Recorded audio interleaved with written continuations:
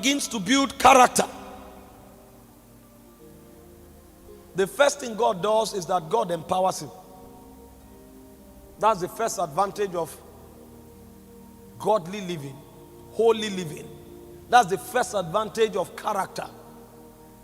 In Psalm 24 verse 3, it says, who shall stand upon the mountains of the Lord? Who shall ascend his holy hills? That means, who will God give the opportunity to wield the scepter of authority? Who will God give visibility over a generation? Who will God give control of a people? Who will God allow authority to impact a generation? And the Bible began to tell us. He said, him that is of a clean hands, him that is of a pure heart, that have not lifted up his soul in vanity. That means, if your hands are not clean, if your heart is not pure, if your heart is not in brokenness and humility, it says God will be the one resisting you. That is why you may have all the creativity, but nobody will know you. That is why you have all the words, nobody will know you. That is why you have all the invention, nobody will take advantage of it, because it said, if it's God, for God to exhort you over a generation, for God to give you authority over a generation, what God looks at is not what you can do, it's who you are. Is your hand clean? Is your heart pure? Is your soul lifted up in vanity? If all of these credentials are there, then God will exhort you over his hills. And remember what happens to a man that God have ascended or caused to ascend over his hills. What did the Bible say? In Micah chapter 4 verse 1, it said, all the nations will say, let us go to the house of the Lord. Let us go to his holy hills. He said, for out of Zion proceeds the law. That means where direction comes for the nations is on the mountains of God. And so the man who is on the mountain of God gives direction to the nations. He influences the nation. He inspires the nation. He tells the nations what to do. But who is the man that God will give the opportunity to stand on his holy mountains? Is the man that is of a clean hands. It's a man that is of a pure heart. So if you want to have authority to influence a generation, you want to have authority to influence a nation, what you should focus on is not God lift me. It's actually God purify me. Because if you are purified, there is one place God will keep you. It's upon the holy mountains of God. And if you're on the mountains of God, the nations of necessity will seek you, because you will be the one to give them direction. The Bible said God exalts the humble, but he said he resists the proud. He resists the proud. He giveth grace to the humble. What does grace do? Grace comes to cause you to stand out. It can come in form of wisdom. It can come in form of creativity. It can come in form of empowerment. That's what it means to stand on the mountain of God. There are many people today who are wondering why they have such a golden voice, yet nobody hears them. Because they have not been exalted. There are many people today that have 1,001 ideas that would have changed their world, but everywhere they submit their proposal, it is trashed. And they are wondering, why would these doors not open? Why would these opportunities not be given? Because God will not exhort you. God will only exhort you when your motives are pure. God will only exhort you when your hands are pure. So quit the wrong prayers. You have been praying for 10 years. Open doors for me. You have been praying for 10 years. Exhort me. And the Bible is telling you, the man that will stand upon his holy hills is a man with a pure hands. Is a man with a clean heart. So what you should start praying now is, Lord, purify me. Lord, purge me. Did you not read in 1 Timothy chapter 2 from verse 18? It said, if a man purges himself, he said that man is meet and qualified for the master's use. That means when your life is full of garbages, the focus of God is not your exhortation. The focus of God is actually your purification. Because if God exhorts you in error, you are finished. Did you not read about Adam? God created Adam to rule over the whole earth. In fact, when God blessed Adam, he said, have dominion over the birds of the air, the fish of the water, and everything that creepeth upon the face of the earth. The moment Adam defied himself, God drove him out of the garden and sent him into obscurity. Why would God send a man designed to rule over the earth into obscurity? Because if that man is exalted in error, he will be eternally condemned. There are most of us today that the level of money we should handle, God himself is the one stopping us from handling it. Because if we handle that money today, it will fester our corrupt nature, and a point will come we will never be redeemed again. Most of us, the ideas we have today, the president of nations are supposed to come for it, but God will insist it doesn't happen, because if that level of influence comes, we will never be recovered again. We will be so lost that even if the whole power in heaven were to be channeled in our direction, we will be beyond recovery. So what God will do is that he will keep those doors waiting for the day that you are purified. And the day you are purified, like the twinkling of an eye, things just changes, and you are wondering, is it so easy for me to have a breakthrough? Yes, it's that easy, but it is difficult for you to be transformed. That's why God faced the difficult part first. The moment your transformation is ensured, your change comes to you by free course. Believers focus on the wrong things. You have not been able to deliver yourself from the influence of clubbing, and you are telling God to empower you so that you will build a club in your own house. You have not yet been delivered from the influence of womanizing. You are telling God to breed upon this your idea to become a global vision, so that you start camping Brazilian ladies, Turkish ladies, Ethiopian ladies. You will travel for 1 year, they will not see you. The next time you return, your first son will be in Congo, your second son will be in Italy, your third son will be in Ethiopia. And at the end of the day, you empower all of them, and they bring chaos into the world. God has seen the end. His name is Alpha Omega. And because he has seen the end, he wants to work on you first before he empowers you. Because the man that will stand upon the holy mountains of God is the man that is of a pure heart. You know, people see the men God uses in politics, in ministry, in commerce, and they are wishing they should be the one. Go and find out how God dealt with those men. That's why now that they have been exalted, those things mean nothing to them. You are seeing the car they are driving. You are seeing the suits they are wearing. That's what's motivating you. Those things mean nothing to them. In fact, those things are camouflage. They need to wear them because of where they are operating. You see a man carry escorts. It's not for luxury. The level where he is now, there are too many people trying to destroy him. So he needs some form of security around him. But in your loftiness of mind, you'll see the military escort as prestige. And then you are seeing yourself, you will go nowhere. When you meet that man, what troubles him night and day is how the lives of people will be changed. When you see him come up with an invention, it's not because he's looking for money. He's thinking of better ways of improving the lives of people. And the more he thinks on these things, the more ideas come to him. But somebody else is looking for the next innovation that will make him the youngest millionaire. Vanity upon vanity. Vanity upon vanity. That's why we go nowhere. When your motives are purified, God begins to empower you. Number two, when your motives are purified, God begins to give you creative ideas. Most of the inventors today, they were not thinking invention. They were actually thinking of improving the lives of humanity.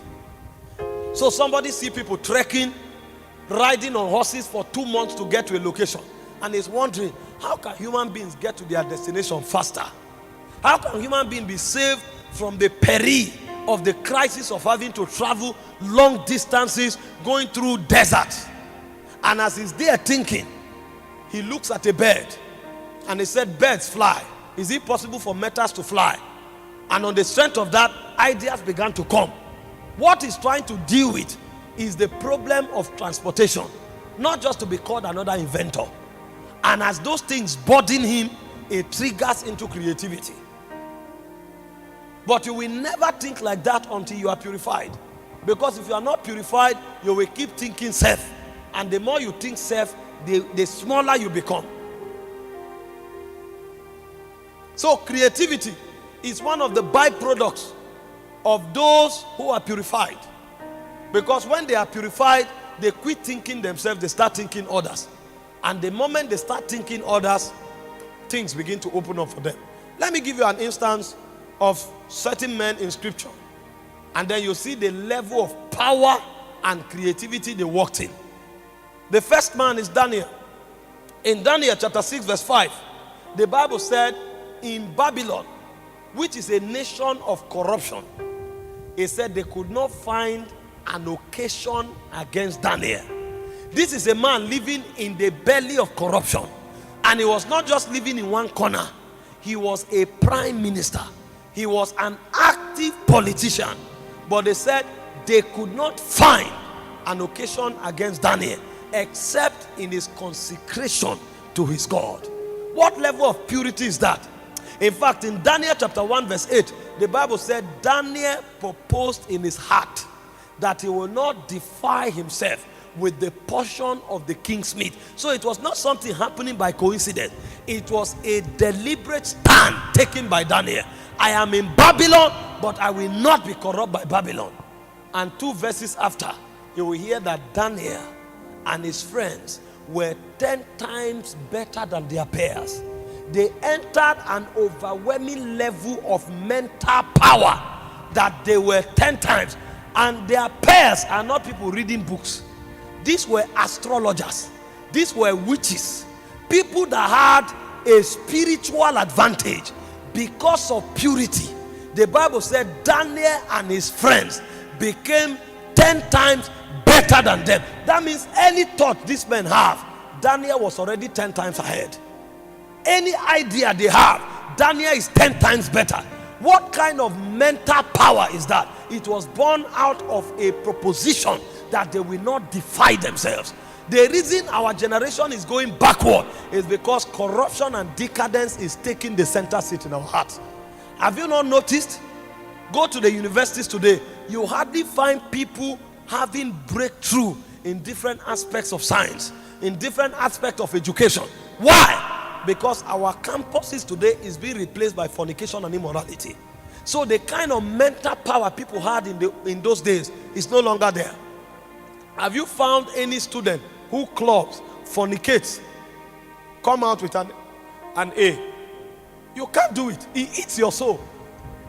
Paul said, flee youthful lust that wages war against your soul. It kills your mind. But when you begin to consciously live a pure life, your mind starts being empowered. Daniel is a graphic example in scripture. And he was not just creative. This guy ruled Babylon. And Bible history will let us know that he was relevant to the government of Babylon for 65 years. He saw 4 different kings rise and fall. What kind of authority is that? And it's not like the Bible told us that this guy was specially gifted. We were only told that he refused to defile himself. We were only told that he committed himself to God in prayer. And suddenly, the king could do nothing without Daniel. In fact, a point came, the Bible said the king thought to himself to make him president over all the realms. If you begin to give attention to purifying yourself and refusing yourself to be defied, you will be shocked the level of inventive power that will come to you, because a lot is tied to your purity. Praise the Lord. It's beyond just coming to church and receiving impartation and falling down. If you keep your vessel, you become a junction of inspiration. God will load you with inspiration. Angels will load you with inspiration. You will see creativity in everything. And nothing empowers a man like wisdom. Solomon was wise and he was so powerful at the same time, because with wisdom comes power and influence. David had to fight 44 battles. Solomon never fought one. His wisdom provided peace and security for all his bounds. In fact, the opposing kingdoms came to him with gifts just to marvel at his nation and at his kingdom. There is a level of wisdom that our generation cannot tap into because we are too corrupt. And there's a level of influence we will not have except as that wisdom comes to us. Look at our world today. They talk about energy. They are godless people. They talk about computer creativity. They are godless people. But it was not so in the beginning. At first, all the inventors, all the wise men came from the church. What has happened to the church? Because we have taken purity to the backstage. And the more the church grows in corruption, the less their wisdom grows. The owner of Microsoft is not a Christian. Enter the crypto world today, the leaders are not Christian. They are talking about transportation, going to the moon. It's people like Elon Musk that are powering it. The direction the world is going, it looks as if the church is oblivion to it. The world finance is turning from physical cash to cashless policy to electronic money. And the people heralding it, they are not from the church. And at the end of the day, we fight it. After 10 years, we come back to use it.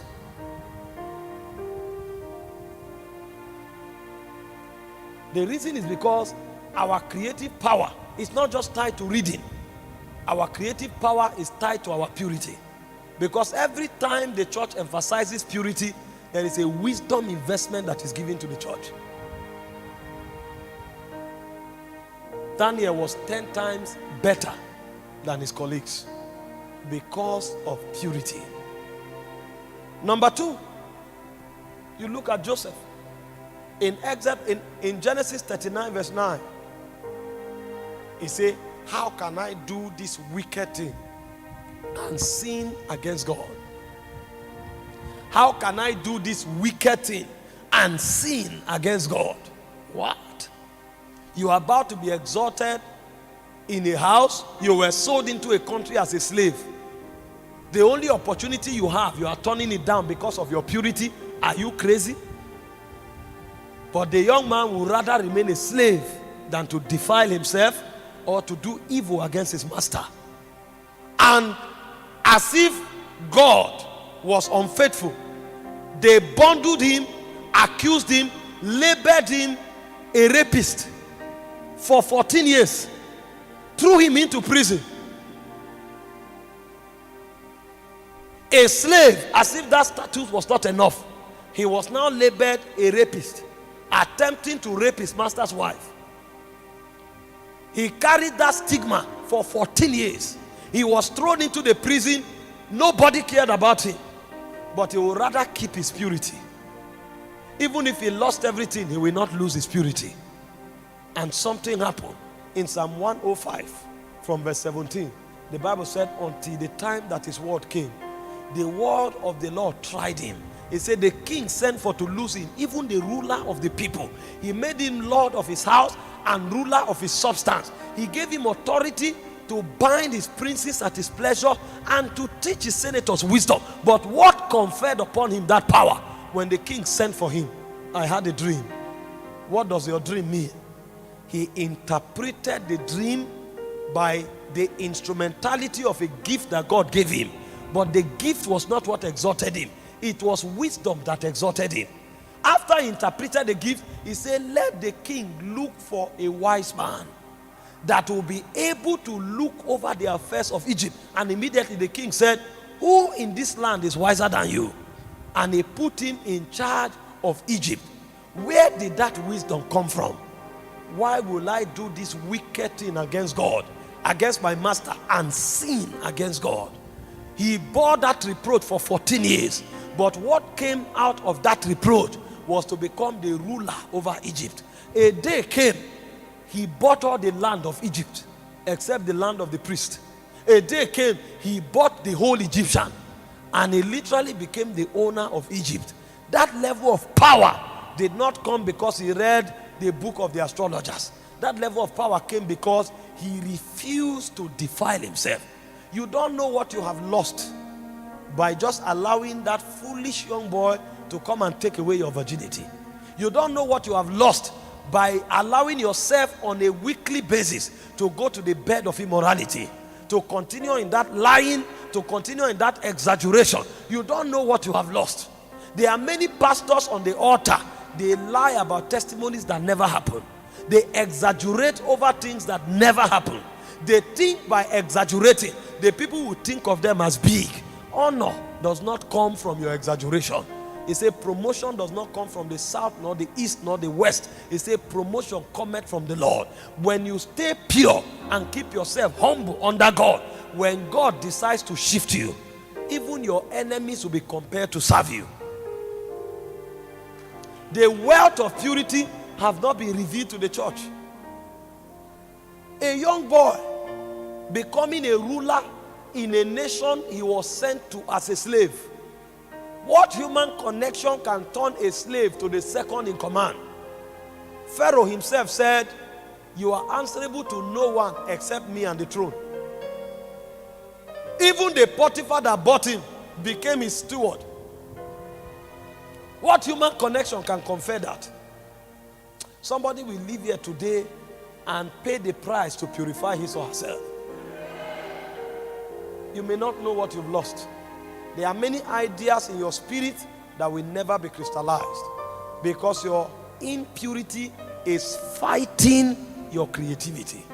And as it fights your wisdom, fights your creativity, it's fighting your influence. People are not exhausted. Do you think God helps us? Do you think God helps us just because we preach good messages? What are we preaching that have not been preached? What are we preaching? Go online and find out the stuff that is on the internet. The teachers that have walked through this world and their messages have been preserved. Go on the internet, you will be shocked. Sit down and listen to Zach Punen. Listen to Derek Prince. Sit down and listen to David Paulson. Go and sit down and listen to some of these guys on the internet, Madame Guyon. Go and hear what they have preached. Go and listen to Robert Law, and you will find out that our generation have not even started reading the Bible. Go and listen to Watchman Nee, and then you will know you didn't come for a meeting because of message. If it's about message, there are technocrats, biblical technocrats, that have stuffed the internet with materials. You think God exalts men because they are preaching a message that has not been heard? When a man walks in purity, God literally puts his dread upon him. The people will reverence him, they won't know why. They will honor him, they won't know why. Sometimes you are listening to the message, you can't even take any note, but you cannot but listen because God has put something there. You don't know what you are missing by allowing yourself to be defiled. Daniel said, we will not defile ourselves with the portion of the king's meat. Joseph said, I will not do this wicked thing and sin against God. The end of such men usually is greatness. Did you notice that both of them were slaves? No human connection, no advantage. They were not even in their own country. They were sold as slaves to foreign lands. But in those foreign lands, without human connection, purity guaranteed them the highest place in those nations, because they stepped into wisdom that nobody had. In fact, the queen herself testified concerning Daniel. He said, in him is the spirit of the holy gods. He said, light and understanding, excellent wisdom is found in this Daniel. He said he has the ability to dissolve doubts and to explain hard sentences. That's a queen giving record about a man who is supposed to be a slave. Don't allow the devil rob you of your inheritance because of those evil desires. Don't allow the devil rob you of your inheritance because of that 1 month relationship that is targeted at taking your greatest wealth. Someone called me last night, was weeping. They went for NYSC camp for 2 weeks. 2 weeks. And she lost her virginity. She was deflowered 2 weeks. Because she thinks it's about pleasure. How can you lose your virginity in 2 weeks? Because people are not taught the wealth of purity. They think they can come to God and say, I'm sorry, it's gone. You are joking. Did you know already that even in heaven, there is a portion reserved for the virgins? It's not about forgiveness. God will forgive you, but you will never become relevant in this kingdom. He said the heir, so long as he's a child, is not different from a servant, even though he's Lord of all. God will place you under tutors and governors until what ought to be done is done. His mercy will forgive you, but his justice system will never allow you to be exalted. Because when you do, you will lead others into iniquity. Too important. Too important. Too important. Too important. The life of God is in you. The wisdom of God is in you. The glory of God is in you. But can you let your light shine? One of the ways to let your light shine is like Paul. Bring your body under subjection so that God can glow through you. You don't know we are in a world of darkness. I was sharing with God's servant yesterday. In Isaiah 60 verse 1. He said, you arise, shine. It's your responsibility to arise. God won't lift you up. He said, you arise, shine. That means if you don't arise, you can't shine. Your shining is tied to your rising up. And one of the ways to rise is through purity. He said, for your light is come. That means your light can come, yet you are not shining. Your prophetic word has come, but you are not shining because you have not arisen. And he said, there is darkness upon the earth and upon the people. He didn't say darkness, he said gross darkness. That darkness is why people cannot but live in iniquity. But a generation will rise that will beat their body and bring their body under subjection. A generation will rise that will purge themselves so that they are worthy vessels in the hands of God. God has visited us in this conference. There have been impartations, there have been healings, there have been power release, but there is one more thing that God needs to do for us. We need to present our hearts before the Lord and hold on to the horns of the altar this morning and tell the Lord, every area of defilement, Father, purge me. I want to walk out of this conference and take a turn in righteousness, holiness, purity, and sanctification. I know my tongue has become an instrument of lies. I know my eyes have been gazing on iniquity. I know my soul have been lifted in vanity. My body have been defiled. But Father, let your fire that purifies, purify me this morning. And give me the opportunity to do it again. This time, by grace.